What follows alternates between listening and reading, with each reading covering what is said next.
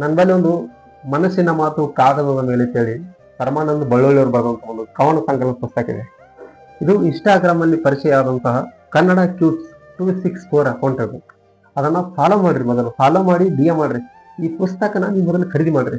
ಯಾಕಂದ್ರೆ ಇದ್ರಂತ ವಿಷಯ ನಾ ಹೇಳಿದ್ರೆ ನಿಮ್ಗೆ ಅರ್ಥ ಆಗಲ್ಲ. ಇವಾಗಿನ ಪೀಳಿಗೆ ಯಾವ ಕಡೆ ಹೋಗ್ತಾ ಇದೆ, ಇವಾಗಿನ ಪೀಳಿಗೆ ಏನ್ ಮಾಡ್ತಾ ಇದೆ, ಏನ್ ಮಾಡ್ಬೇಕಾಗಿತ್ತು, ಏನ್ ಮಾಡಬಾರ್ದು ಅನ್ನೋದು ಬಹಳವಾಗಿ ಸುಂದರವಾಗಿ ಕವನ ಸಂಕಲನ ರೂಪನಾಗ ವಿವರಿಸಿಕೊಟ್ರ ಬಳ್ಳುದ್ದಿ ಸಾಹೇಬ್ರು. ಒಂದ್ಸಲ ಓದ್ರಿ, ಆ ಪುಸ್ತಕನ ಅರ್ಥ ಮಾಡ್ಕೋರಿ. ಆದ್ರೆ ನಾವು ಪ್ರತಿನಿತ್ಯ ನಮ್ಮ ಜೀವನದೊಳಗೆ ಏನ್ ನೆನಪಾಡೀವಿ, ಏನ್ ಮಾಡ್ಬೇಕು, ಏನ್ ಮಾಡ್ಬಾರ್ದು, ಯಾರನ್ನ ಬಿಟ್ಟು ಹೋಗ್ತಾ ಇದೀವಿ, ಯಾರನ್ನ ನಾವು ಅಟ್ಯಾಚ್ಮೆಂಟ್ ಆಗಿದೀವಿ, ಎಲ್ಲವನ್ನ ತೋರಿಸಿದ್ದಾರೆ. ತುಂಬಾ ಚೆನ್ನಾಗಿದೆ. ನಾನು ಜಸ್ಟ್ ಹೈಲೈಟ್ಸ್ ನೋಡಿದೆ. ಹೈಲೈಟ್ಸ್ ನೋಡಿದ್ರೆ ಗೊತ್ತಾಗುತ್ತೆ ಪುಸ್ತಕದೊಳಗೆ ಏನಿದೆ ಅಂತ. ಅದನ್ನ ಪೂರ್ತಿ ಓದಿದ್ರೆ ಇನ್ನೂ ಚೆನ್ನಾಗಿರುತ್ತೆ. ಬಹಳ ಚೆನ್ನಾಗಿದೆ ಪುಸ್ತಕ, ಓದೋಕ್ಕೂ ಮನಸ್ಸು ಬರುತ್ತೆ.